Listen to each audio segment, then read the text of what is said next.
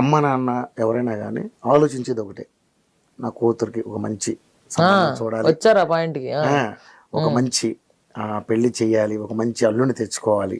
అసలు ఎందుకు ఎంతమంది మీరు? ఐఎమ్ ద ఓన్లీ చైల్డ్ అండి. ఓన్లీ చేయాలి. ఓకే. సో బాగా గారాబం అనుకుంటాం మమ్మీకి డాడీకి కూడా. అలాగే ముగ్గురం ఈక్వల్ గా ఉంటాం. నేను మా మమ్మీని గారం చేస్తాను, మా డాడీని గారం చేస్తాను. వాళ్ళు గారం అంటే ఏం లేదు, ఇట్స్ మంచి ర్యాప్ ఉంది, ఫ్రెండ్స్ లో ఉంటాం అంతే ముగ్గురు. యా. సో ఎవరికైనా ఒక ఆశ ఉంటుంది అంటే సింపుల్ అంటే మిమ్మల్ని అలాగా సింపుల్ అండి. మన పెద్దోళ్ళు ఏం చెప్పి కళ్యాణం వచ్చినా కక్కు వచ్చినా ఆగదు. అట్లాంటి సందర్భం వస్తే అవుతుంది, అంతేగా నేను ట్రై చేయను. నాకు దాని మీద నమ్మకం లేదు. ఇప్పుడు సంవత్సరానికి ఒక 120 రోజులు దీక్షలోనే వెళ్ళిపోద్ది. ఐ స్టార్టెడ్ విత్ 41 days, అది కాస్త 120 రోజులు అయింది. ఇంకా సంవత్సరం అంతా ఇలాగే ఉన్నానంటే హాయిగా సన్యాసిలాగా సుఖంగా మనశ్శాంతిగా బతుకుతాను. ఓకే. అంటే లైఫ్ లో ఏమి గోల్స్ లేవా? గోల్స్ మీకు ఏమి అలాంటి అంటే అంటే పెళ్లి గిల్లి అలాంటివి కూడా గోల్స్ పెట్టుకుంటారని నాకు తెలియదండి. గోల్స్ అంటే నేను ఆ గోల్స్ గురించి కాదు, ఇలా ఉండాలి అంటే మనకు కూడా ఒక సంసారం ఉండాలి అనే ఏం లేదు, అలాంటిది ఏం లేదు. నా దృష్టిలో అది రియాలిటీ నుంచి పక్కకు తీసుకెళ్ళిపోద్దని.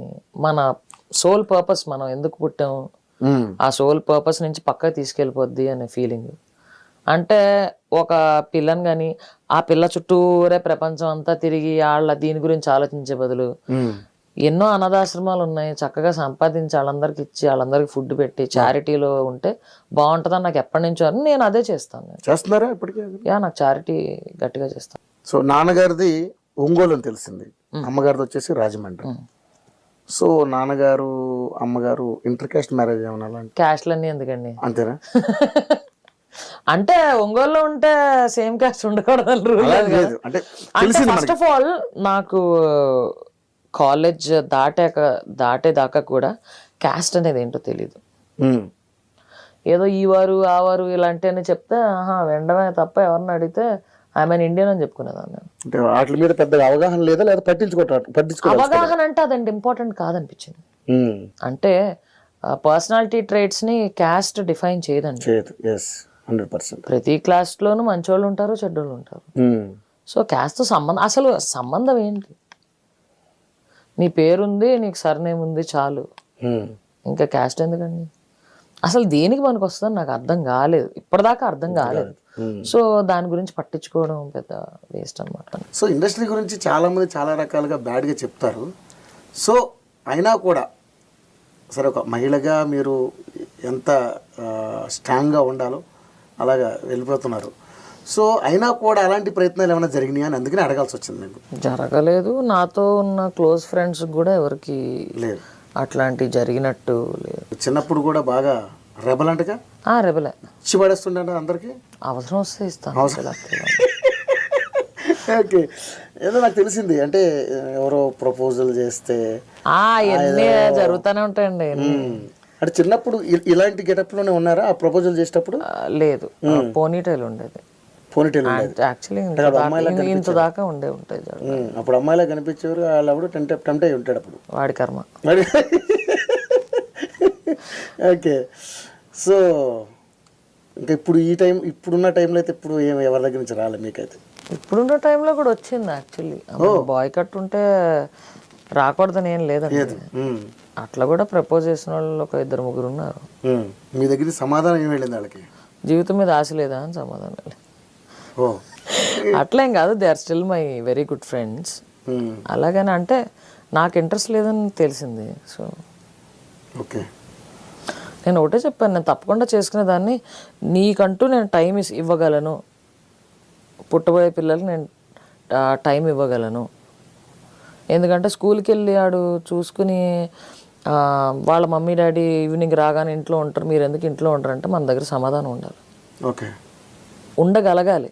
ఆడు స్కూల్లో ఏమేం చేశాడు, ఏమేం జరిగినాయో అన్నీ ఆడొచ్చి షేర్ చేసుకునే అంత ర్యాపో ఉండాలి పిల్లలతో. అండ్ ఆ షేర్ చేసుకుందంటే ఇది ఇలా చేసావు, ఇది తప్పు నాన్న అని చెప్పగలగాలి, సరిదిద్దగలగాలి.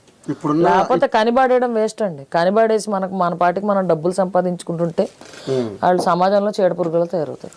సో ఇప్పుడున్న పరిస్థితులలో అలాగ స్కూల్ నుంచి రాగానే వాడితో కొంత టైం స్పెండ్ చేసి ఈరోజు ఏం చెప్పారు నాన్న, ఎలా తిన్నావు నాన్న, ఎలా ఉన్నారు నాన్న, ఏంటని అని అడిగేంత టైము ఇప్పుడు తల్లిదండ్రుల దగ్గర ఉందని మీరు అనుకుంటున్నారా? అలా ఉంటే బాగుంటుందండి. అలా ఉంటే బాగుంటుంది. ఎక్స్పెక్ట్ చేస్తున్నారు. అలా నేను ఇవ్వలేను కాబట్టి నేను దాని జోలికి వెళ్ళట్లేదు. ఓకే. కానీ అలా ఉండాలండి. అలా ఉంటే అమ్మాయిని చూసి సొంగగార్చుకోవడం, ఈవ్ టీజింగ్లు, ఆ రేపులు ఇట్లాంటివి ఏమి ఉండవండి. అన్నీ స్కూల్లో జరిగినాయి. వాళ్ళు ఎదిగే వయసులోనే నాటేవన్నీ, బుర్రలో నాటేవన్నీ కరెక్ట్గా నాటితే ఓకే. అందరూ మంచిగా తయారవుతారండి. ఓకే. రెస్పాన్సిబుల్ సిటిజన్స్గా తయారవుతారు యాక్చువల్లీ. ఓకే. కన్నాం కదా, కనీసం ఓకే వాడు గాలికి పెడతాడు, వాడికి డబ్బులు ఇవ్వడం, నీకు ఎంత కావాలా ఇంత తీసుకోరా, మీ నాన్న దగ్గర ఇంత డబ్బులు ఉన్నాయి అని పెంచి వాడు అరగంటగా తయారయ్యి ఎందుకండి?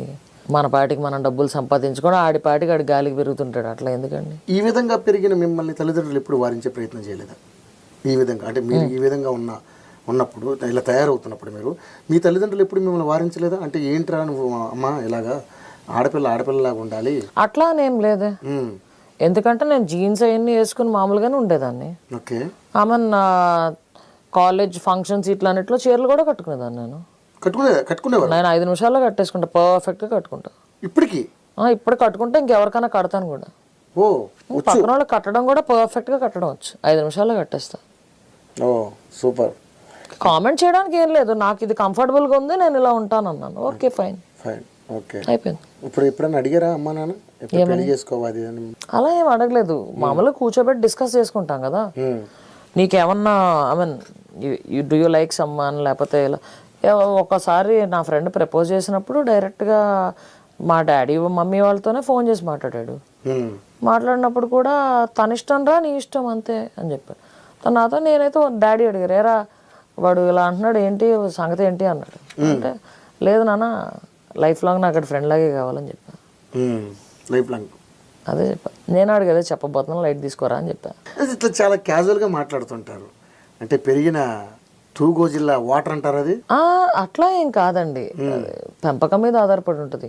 పేరెంట్స్ చాలా ఫ్రీగా ఉండి, అంటే మనం ఏది పడితే అది షేర్ చేసుకోవచ్చు అనే ఫ్రీడమ్ ఎప్పుడైతే పేరెంట్స్ ఇస్తారో అప్పుడు చాలా బాగుంటుందండి. పేరెంట్సే ఫ్రెండ్స్ అయిపోతారు. మనం ఇంకా పెద్ద బయట వాళ్ళు ఎవరు అక్కర్లా. సో లక్కీగా నాకు ఆ ఫ్రీడమ్ మా పేరెంట్స్ ఇచ్చారు. సో ఏదైనా షేర్ చేసుకుంటా. ఎంత మంచి థాట్ కానీ పిచ్చి థాట్ కానీ తప్పని చెప్పేయడమే. రిసీవింగ్ ఎలా ఉంటుంది అక్కడి నుంచి? రిసీవింగ్ కూడా అలాగే ఉంటుంది. ఏమన్నా పిచ్చి థాట్ ఏమన్నా సిల్లీ థాట్ ఏమైనా చెప్పాను కూడా నవ్వేసుకుంటాం. పోరా గాడిద అంటాడు మా నాన్న, గాడిద పుడుతుంది అంటాను నేను. అలాగే లైట్ మూమెంట్తో అలా వెళ్ళిపోద్ది.